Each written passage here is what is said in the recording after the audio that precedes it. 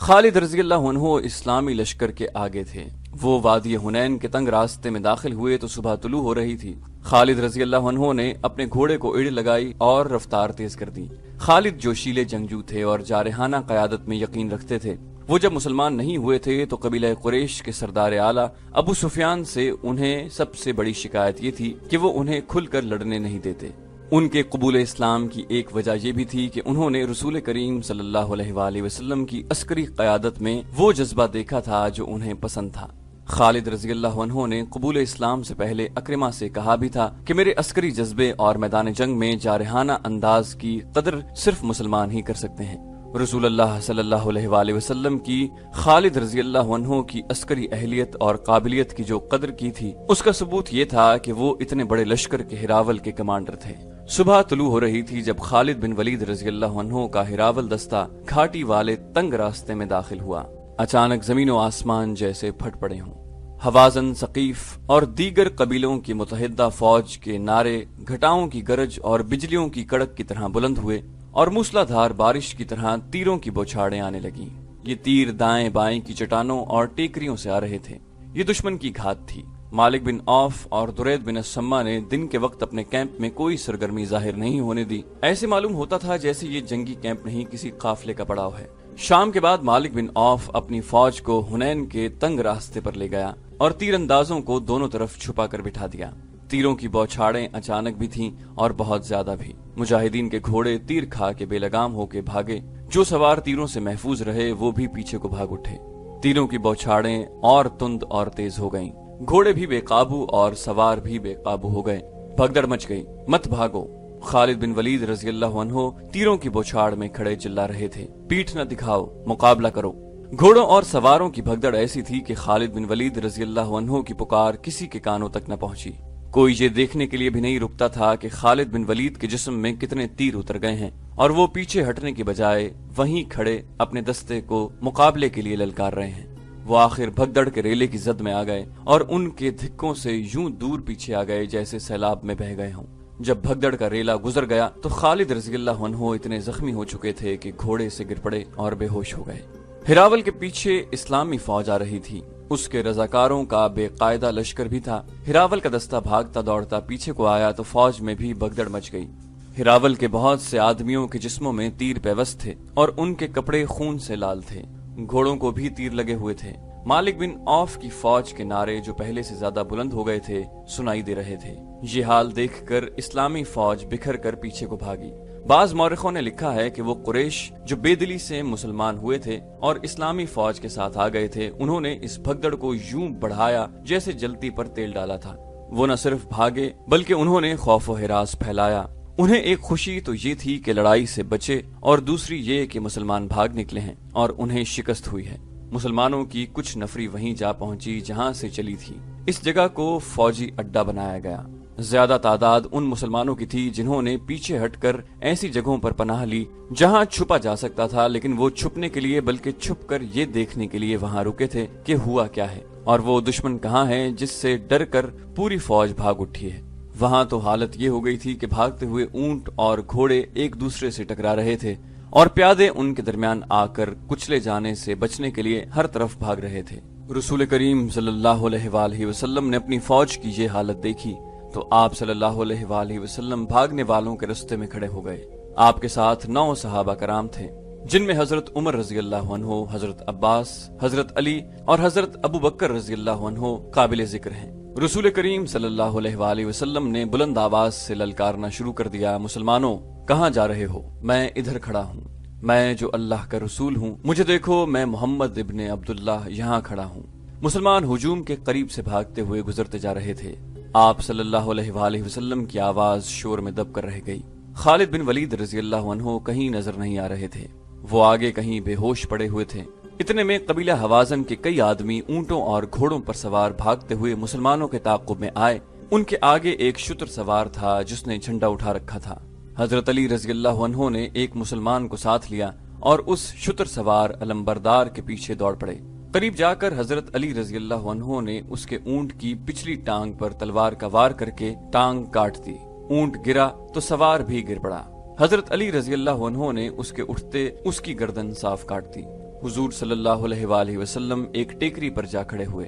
दुश्मन के किसी आदमी की ललकार सुनाई दी, वो रहा मोहम्मद सल्लल्लाहु अलैहि वसल्लम।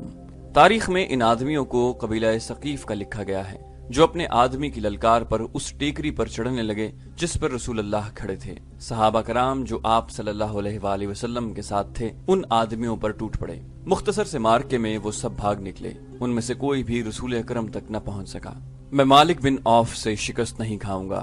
रसूल अल्लाह सल्लल्लाहु अलैहि वसल्लम ने कहा, वो इतनी आसानी से कैसे फतह हासिल कर सकता है। हुजूर सल्लल्लाहु अलैहि वसल्लम ने अपनी फौज को बिखरते और भागते तो देख ही लिया था। आप सल्लल्लाहु अलैहि वसल्लम दुश्मन को भी देख रहे थे, बल्कि दुश्मन को ज्यादा देख रहे थे। आपकी अस्करी हिस्स ने महसूस कर लिया कि मालिक बिन औफ अपना पहला भरपूर और कामयाब वार कर चुका है और बहुत खुश है कि उसे अगली चाल का ख्याल ही नहीं रहा। वो इस्लामी फौज की भगदड़ और अफरा तफरी की पसपाई से फायदा नहीं उठा रहा था। हुजूर सल्लल्लाहु अलैहि वसल्लम को तवक्को थी कि मालिक बिन औफ की मुतहिदा फौज मुसलमानों के ताक़ुब में आएगी, लेकिन ताक़ुब में दुश्मन के जो आदमी आए थे वो तादाद में थोड़े और गैर मुनज़्ज़म थे। इसके अलावा हुजूर सल्लल्लाहु अलैहि वसल्लम ने अपने हिरावल दस्ते को पीछे आते भी देख लिया था, और आप सल्लल्लाहु अलैहि वसल्लम ने मालूम भी किया था कि हिरावल के कितने आदमी शहीद और जख्मी हुए हैं। आप सल्लल्लाहु अलैहि वसल्लम को बताया गया कि कई एक मुजाहिदीन के घोड़े और ऊंट जख्मी हैं, शहीद एक भी नहीं हुआ। इससे रसूल अल्लाह सल्लल्लाहु अलैहि वसल्लम ने ये राय कायम की कि ये दुश्मन तीरंदाजी में अनाड़ी है और जल्दबाज भी। इतनी ज्यादा तीरंदाजी किसी को जिंदा न रहने दे। हुजूर सल्लल्लाहु अलैहि वसल्लम ने अपने पास खड़े सहाबा कराम पर नजर डाली।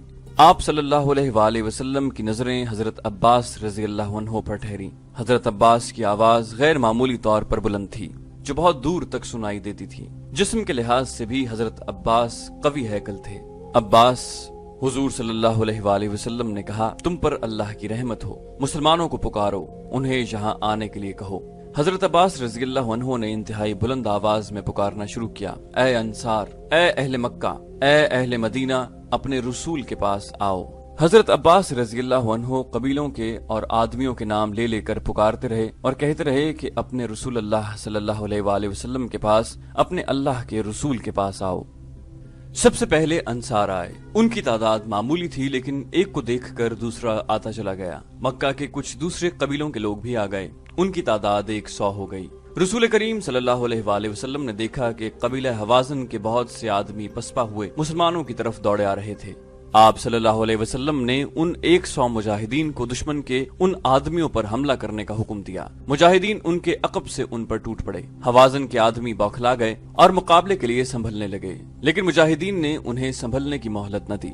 इनमें से बहुत से भाग निकले। उनके जख्मी और हलाक होने वाले पीछे रह गए थे। वो तो अचानक ऐसे हालात पैदा हो गए कि मुजाहिदीन में भगदड़ मच गई, वरना वो हमेशा अपने से कई गुना ज्यादा दुश्मन से लड़े और फातेह और कामरान रहे थे। उन्होंने देखा कि अब्बास रज़ियल्लाहु अन्हु की पुकार पर मुसलमान रसूल अकरम सल्लल्लाहु अलैहि वसल्लम के हुजूर इकट्ठे हो रहे हैं और दुश्मन मुसलमानों के छोटे से गिरोह के एक जवाबी हमले को बर्दाश्त नहीं कर सक रहा। और उन्होंने ये भी देखा कि हवाज़न और सकीफ उनके ताक़ुब में नहीं आ रहे, तो कई हजार मुजाहिदीन वापस आ गए। रसूल करीम सल्लल्लाहु अलैहि वसल्लम ने उन्हें फौरन मुनज़्ज़म किया और दुश्मन पर हमले का हुक्म दे दिया। खालिद बिन वलीद रज़ियल्लाहु अन्हु लापता थे। किसी को होश नहीं था कि देखता कौन कि कौन लापता है और कौन कहाँ है। वही तंग घाटी जहाँ मुजाहिदीन पर कहर टूटा था, अब मुतहिदा कबाइल के लिए मौत की घाटी बन गई थी। कबीला हवाज़न चूंकि सबसे ज्यादा लड़ाका कबीला था, इसलिए उसी के आदमियों को आगे रखा गया था। ये लोग बिला शक व शुबा माहिर लड़ाका थे, लेकिन मुसलमानों ने जिस कहर से हमला किया था उसके आगे हवाज़न न ठहर सका। मुसलमान इस खिफ़त को भी मिटाना चाहते थे जो उन्हें गलती से उठानी पड़ी थी। ये दस्त बदस्त लड़ाई थी। मुजाहिदीन ने तेगजनी के वो जौहर दिखाए कि हवाज़न गिर रहे थे या मार्के से निकलने की कोशिश कर रहे थे। रसूल अकरम सल्लल्लाहु अलैहि वसल्लम मार्के के करीब एक बुलंद जगह खड़े थे। आपने ललकार कर कहा, ये झूठ नहीं कि मैं नबी हूँ, मैं इब्ने अब्दुल मुत्तलिब हूँ। हवाज़न पीछे हटते चले जा रहे थे। वो अब वार करते कम और वार रोकते ज्यादा थे। उनका दम खम टूट रहा था। उनके पीछे कबीला सकीफ के दस्ते तैयार खड़े थे। मालिक बिन औफ ने चिल्ला चिल्ला कर हवाज़न को पीछे हटा लिया। कबीला सकीफ के ताजा दम लड़ाकों ने हवाज़न की जगह ले ली। मुसलमान थक चुके थे اور ثقیف تازہ دم تھے، لیکن مسلمانوں کو اپنے قریب اپنے رسول اللہ صلی اللہ علیہ وآلہ وسلم کی موجودگی اور للکار نیا حوصلہ دے رہی تھی۔ مسلمانوں کی تلواروں اور برچھیوں کی ضربوں میں جو قہر اور غضب تھا اور ان کے نعروں اور للکار میں جو گرج اور کڑک تھی، اس نے ثقیف پر دہشت طاری کر دی۔ ثقیف کے لڑاکے جو عرب میں خاص مشہور تھے تیزی سے پیچھے ہٹنے لگے اور پیچھے ان کے اونٹ اور گھوڑوں نے بھگدڑ مچا دی۔ اس سے دشمن میں وہی کیفیت پیدا ہو گئی جو گھاٹی میں صبح کے وقت مسلمانوں میں پیدا ہو گئی تھی۔ ہوازن بڑی بری حالت میں پیچھے کو بھاگے تھے۔ اب ثقیف بھی پسپا ہوئے تو ان کے اتحادی قبائل کے حوصلے لڑے بغیر ہی ٹوٹ پھوٹ گئے۔ وہ افراتفری میں بھاگ اٹھے۔ مالک بن عوف تنگ راستے سے دور پیچھے ہوازن کے بھاگے ہوئے دستوں کو یکجا کر رہا تھا۔ اس کا انداز بتا رہا تھا کہ وہ جارحانہ کارروائی سے منہ موڑ چکا ہے اور اپنے دستوں کو دفاعی دیوار کے طور پر ترتیب دے رہا ہے۔ رسول اللہ صلی اللہ علیہ وآلہ وسلم نے یہ ترتیب دیکھی تو آپ صلی اللہ علیہ وسلم اپنے لشکر کی طرف پلٹے۔ آپ نے دیکھا کہ جو مجاہدین صبح کے وقت بھاگ گئے تھے وہ سب واپس آ گئے ہیں۔ حضور صلی اللہ علیہ وسلم نے حکم دیا کہ گھڑ سواروں کو آگے لے آؤ۔ ذرا سی دیر میں سوار پیادوں سے الگ ہو گئے۔ آپ نے سواروں کو ایک خاص ترتیب میں کر کے حکم دیا کہ ہوازن کو سنبھلنے اور منظم ہونے کا موقع نہ دو اور برق رفتار حملے کرو۔ ان سواروں میں بنو سلیم کے وہ سوار بھی شامل تھے جن پر سب سے پہلے تیروں کی بوچھاڑیں آئی تھیں اور مسلمانوں کی جمعیت پارا پارا ہو گئی تھی، لیکن بنو سلیم کا کمانڈر ان کے ساتھ نہیں تھا اور وہ تھے خالد بن ولید رضی اللہ عنہ، جو ابھی تک کہیں بے ہوش پڑے تھے۔ رسول اکرم صلی اللہ علیہ وآلہ وسلم نے اس سوار دستے کی قیادت زبیر بن عوام کے سپرد کی اور انہیں حکم دیا کہ آگے جو درہ ہے اس پر مالک بن عوف قبضہ کیے بیٹھا ہے، اسے درے سے بے دخل کر دو۔ رسول کریم صلی اللہ علیہ وسلم نے جنگ کی کمان اپنے دستے مبارک میں لے لی۔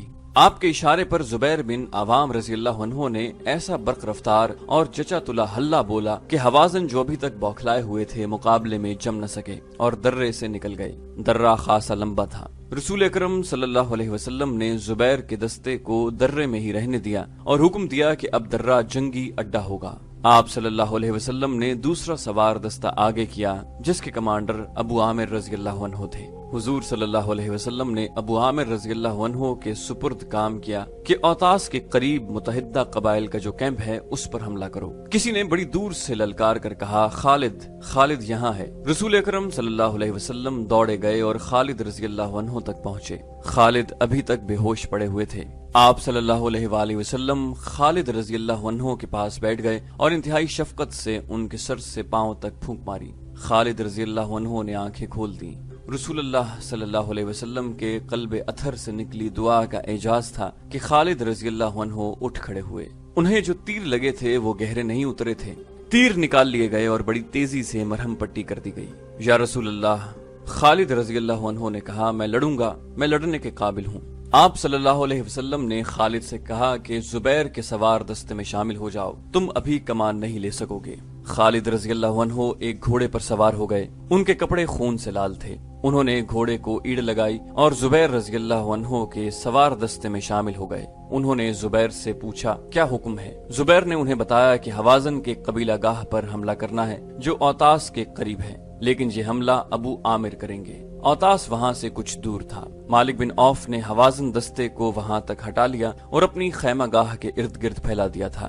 یہ دفاعی حصار تھا جس کے ہوازن کے کیمپ کے گرد ضرورت تھی، اس لیے کہ وہاں وہ ہزاروں عورتیں، بچے اور مویشی تھے جنہیں قبیلہ ہوازن کے سپاہی اپنے ساتھ لائے تھے۔ مالک بن عوف نے تو یہ سوچا تھا کہ ہوازن اپنی عورتوں اور بچوں کو اپنے ساتھ دیکھ کر زیادہ غیرت مندی اور بے جگری سے لڑیں گے، مگر اب یہ صورت پیدا ہو گئی تھی کہ درید بن السمہ مالک بن عوف کو برا بھلا کہہ رہا تھا کہ اس کے منع کرنے کے باوجود مالک عورتوں کو ساتھ لے آیا تھا۔ ان کے لیے اب اپنے اہل و عیال اور مویشیوں کو مسلمانوں سے بچانا محال دکھائی دے رہا تھا۔ ابو عامر رضی اللہ عنہ کا سوار دستہ اوتاس کے قریب تھا۔ قریب گئے تو ہوازن نے جم کر مقابلہ کیا۔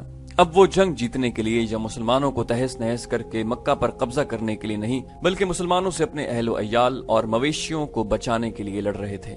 یہ بھی دست بدست مارکا تھا جس میں جنگی چالوں کے نہیں، ذاتی شجاعت کے مظاہرے ہو رہے تھے۔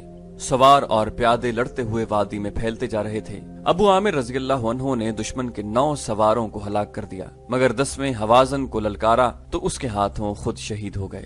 رسول اکرم صلی اللہ علیہ وسلم نے پہلے ہی ان کا جانشین مقرر کر دیا تھا۔ وہ تھے ان کے چچا زاد بھائی ابو موسیٰ رضی اللہ عنہ۔ انہوں نے فوراً کمان سنبھال لی اور اپنے سواروں کو للکارنے لگے۔ حوازن زخمی ہو کر گر رہے تھے، صاف نظر آ رہا تھا کہ ان کے پاؤں اکھڑ رہے ہیں۔ رسول اکرم صلی اللہ علیہ وسلم نے زبیر بن عوام رضی اللہ عنہ کو، جنہیں آپ نے درے میں روک لیا تھا، حکم دیا کہ اپنے دستے کو ابو موسیٰ رضی اللہ عنہ کی مدد کے لیے لے جائیں۔ حضور نے یہ اس لیے ضروری سمجھا تھا کہ دونوں دستے مل کر حوازن کا کام جلدی تمام کر سکیں گے۔ زبیر رضی اللہ عنہ نے اپنے سواروں کو حملے کا حکم دیا۔ جب گھوڑے دوڑے، اس وقت خالد بن ولید رضی اللہ عنہ کا گھوڑا دستے کے آگے تھا۔ حوازن پہلے ہی ہمت ہار چکے تھے۔ مسلمانوں کے دوسرے سوار دستے کے حملے کی وہ تاب نہ لا سکے۔ ان کے زخمیوں کی تعداد معمولی نہیں تھی۔ وہ اپنی عورتوں اور بچوں کو چھوڑ کر بھاگ نکلے۔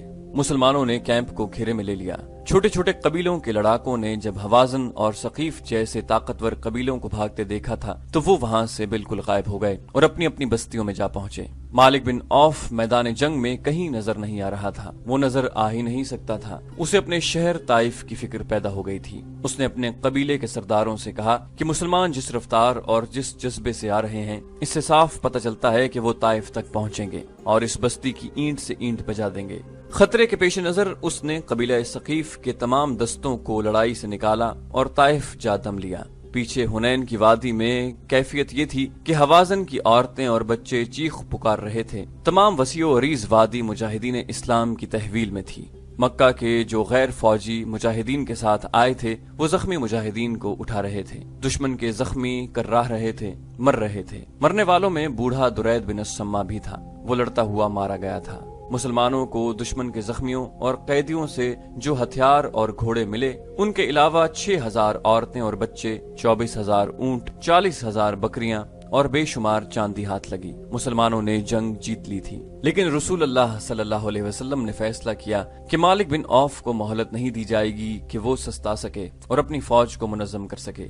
آپ نے دراصل سانپ کا سر کچلنے کا فیصلہ کر لیا تھا۔ آپ صلی اللہ علیہ وآلہ وسلم کے حکم سے مال غنیمت آئی ہوئی عورتیں، بچوں، مویشیوں اور دیگر مال کو ایک دستے کے ساتھ جرانہ بھیج دیا گیا تھا۔ اگلے حکم تک انہیں جرانہ میں ہی رہنا تھا۔ دوسرے دن رسول اکرم صلی اللہ علیہ وسلم کے حکم سے اسلامی فوج طائف کی طرف پیش قدمی کر گئی، جہاں بڑی خونریز جنگ کی توقع تھی۔ مارکہ حنین کا ذکر قرآن حکیم میں سورہ توبہ میں آیا ہے۔ بعض صحابہ کرام رضی اللہ عنہ نے مارکہ شروع ہونے سے پہلے کہا تھا کہ ہمیں کون شکست دے سکتا ہے، اتنی بڑی طاقت کا مقابلہ کون کر سکتا ہے۔ سورہ توبہ میں آیا ہے، اللہ نے بہت سے موقعوں پر تمہاری مدد کی، اور حنین کے دن بھی جب تم کو اپنی کثرت پر ناز تھا، حالانکہ وہ تمہارے کچھ کام نہ آئی، اور زمین باوجود اپنی وسعت کے تم پر تنگ ہو گئی اور تم پیٹھ پھیر کر بھاگے۔ پھر اللہ نے اپنے رسول اور مسلمانوں پر تسلی نازل کی اور وہ فوجیں اتاری جن کو تم نے نہیں دیکھا، اور کافروں کو سزا دی، اور کافروں کا بدلہ یہی ہے۔